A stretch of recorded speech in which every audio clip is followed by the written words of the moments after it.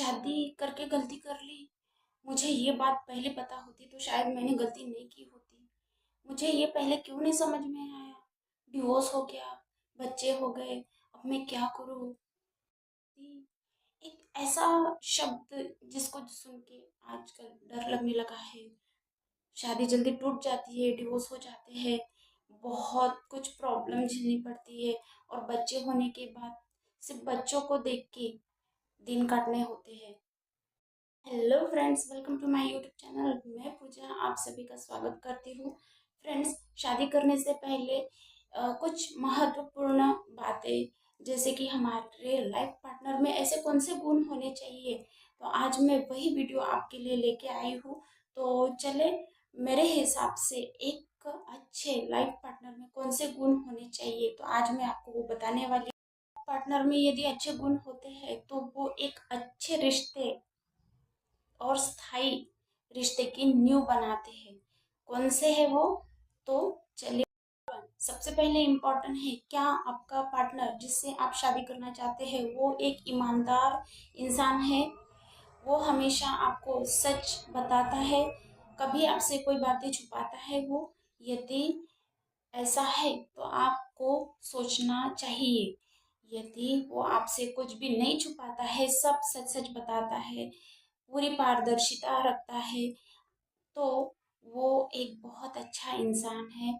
और ये अच्छे रिश्ते के लिए ये बात होना बहुत ज़रूरी है। सेकंड है समझदारी और परिपक्वता। क्या वो एक बहुत अच्छा मैच्योर इंसान है, उसमें समझदारी है। कठिन परिस्थिति आने पर या कठिन समय आने पर वो किस तरह से रिएक्ट करता है।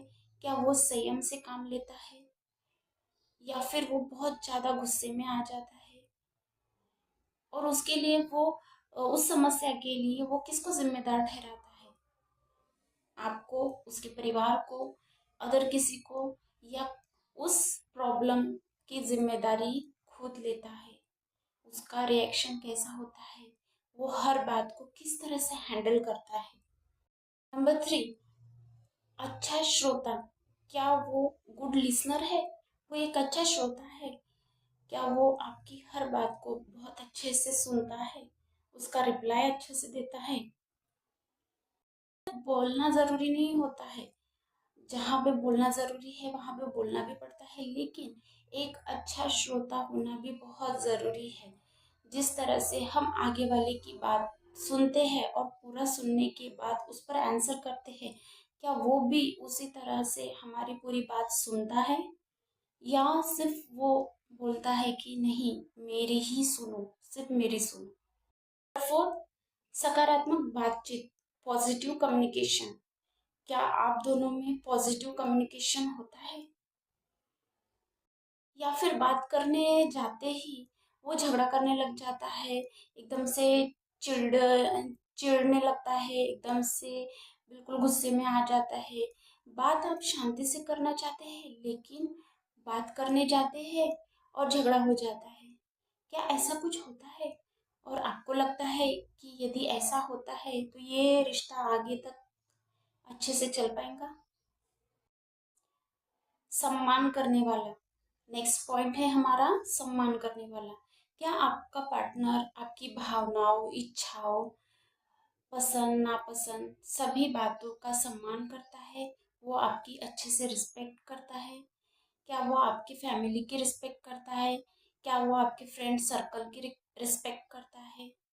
यदि आप खुद से कोई डिसीजन लेते हैं तो क्या वो डिसीजन लेने में आपकी इच्छा का सम्मान करता है।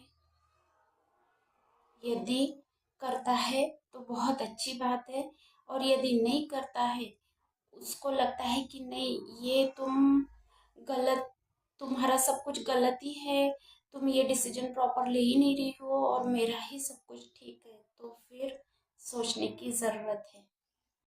नंबर 6, प्यार और स्नेह। क्या सिर्फ वो अपनी बातों से, अपने टच से ही प्यार दिखाता है, या फिर उसके व्यवहार में भी, उसके बिहेवियर में भी आपको प्यार दिखाई देता है। यदि दिखाई देता है तो बहुत अच्छी बात है, और यदि नहीं तो सोचो, क्योंकि जो प्यार करता है वो 5-5 मिनट के बाद या 10-10 मिनट के बाद चेंज नहीं होता है। जो पार्टनर आपसे प्यार करता है वो आपको छोटी छोटी बातों से, छोटे छोटे इशारों से वो आपको खास महसूस कराता है। और जो आपसे सिर्फ अपने काम के हिसाब से, अपने मतलब के हिसाब से रहता है, तो वो प्यार नहीं है। वहाँ पे आपको सावधान होने की ज़रूरत है। नेक्स्ट पॉइंट, वफादारी, लॉयलिटी। क्या आपके पार्टनर में वफादारी है? वो लॉयल है आपके लिए, आपके रिश्ते के लिए? सिर्फ और सिर्फ वो आपको ही पसंद करता है, सिर्फ और सिर्फ वो आपके ही साथ रिलेशन में है? यदि ऐसा है तो बहुत अच्छी बात है। और यदि नहीं है, आपको कहीं डाउट है, उस डाउट को क्लियर करना बहुत ज़रूरी है, क्योंकि कभी कभी डाउट एक सच्चाई का रूप भी ले लेती है। नेक्स्ट पॉइंट, समझौता करने की क्षमता। क्या आपके पार्टनर में समझौता करने की क्षमता है? क्या आपको लगता है कि सिर्फ आपको ही एडजस्ट करना पड़ेगा और वो कभी एडजस्ट करेगा ही नहीं? मैं ऐसा नहीं कहती कि हर कोई परफेक्ट होता है, किसी में कमी नहीं होती। कुछ बातों के लिए आपको एडजस्ट करना पड़ेगा, तो कुछ बातों के लिए उनको भी एडजस्ट करना पड़ेगा। लेकिन ऐसा नहीं होना चाहिए कि नहीं, मैं नहीं झुकूंगा, मैं कभी एडजस्ट नहीं करूंगा, सिर्फ और सिर्फ तुमको ही एडजस्ट करना पड़ेगा। तो ये बात बहुत गलत होती है। नेक्स्ट है हमारा 9 पॉइंट, जिसमें कि हम बताएंगे जिम्मेदारी लेने की क्षमता। क्या आपके पार्टनर में जिम्मेदारी लेने की क्षमता है? वो जिम्मेदारी लेने से डरता है? रिस्पॉन्सिबिलिटी के लिए उसका रिएक्शन कैसा होता है? जिम्मेदारी को जिम्मेदारी का सामना करने के लिए क्या वो हर समय तैयार रहता है? वो जिम्मेदारी फिर कोई भी हो, घर में जिम्मेदारी है, करियर में जिम्मेदारी है, रिलेशन में जिम्मेदारी है, फाइनेंशियली, XYZ कुछ भी जिम्मेदारी हो सकती है, कुछ भी प्रॉब्लम आ सकती है फ्यूचर में, क्योंकि हमारी लाइफ हर समय एक जैसी नहीं चलती, उसमें अप्स एंड डाउन आते रहते हैं। तो क्या वो हर समय तैयार हो सकता है जिम्मेदारी का और प्रॉब्लम्स का सामना करने के लिए? नंबर 10, जीवन के प्रति उद्देश्य, गोल्स, फ्यूचर गोल्स जिसे हम कहेंगे, जीवन के प्रति उद्देश्य। क्या है उसका जीवन के प्रति उद्देश्य? फ्यूचर प्लान क्या है? क्या वो आपको लगता है कि वो कुछ तो अचीव कर पाएगा फ्यूचर में या कर पाएंगी? या फिर वो आपको भी सपोर्ट करेगा, करेंगी? ये दोनों के लिए है। ये जितने भी पॉइंट्स मैं बता रही हूँ, गर्ल्स बॉयज़ दोनों के लिए है। ऐसा नहीं है कि मैं सिर्फ गर्ल्स के लिए बना रही हूँ और बॉयज़ के लिए नहीं, ये दोनों के लिए है, क्योंकि शादी का डिसीजन दोनों के लिए लेना बहुत कठिन होता है। तो ऐसा नहीं होना चाहिए कि नहीं, तुमको मेरे हिसाब से ही रहना है, मैं बस आराम ही करूँगा, मेरे मेरे पापा का जितना कुछ है मैं बस उसको ही लेके बैठूंगा, मैं तो कुछ करूँगा ही नहीं, मेरे पापा की प्रॉपर्टी है, हम उसी में खाएंगे रहेंगे, बस कुछ नहीं करेंगे।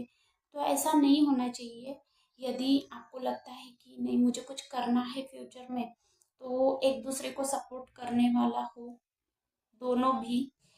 तो इस बारे में सोचिए, क्या लाइफ के प्रति क्या गोल्स है उनके। नेक्स्ट पॉइंट, धैर्य और सहनशीलता। क्या उनमें धैर्य और सहनशीलता है? सब्र करने की क्षमता है? यदि है तो बहुत अच्छी बात है, और यदि नहीं है तो आपको सोचने की बहुत ज़रूरत है। सहनशीलता भी होना बहुत ज़रूरी होता है। नहीं तो ऐसा नहीं कि बस चालू समय चीज़ें परफेक्ट नहीं होती, इसीलिए कभी कभी हमें बहुत सारी बातों का सामना करना पड़ता है, और उसके लिए धैर्य रखना बहुत ज़रूरी होता है।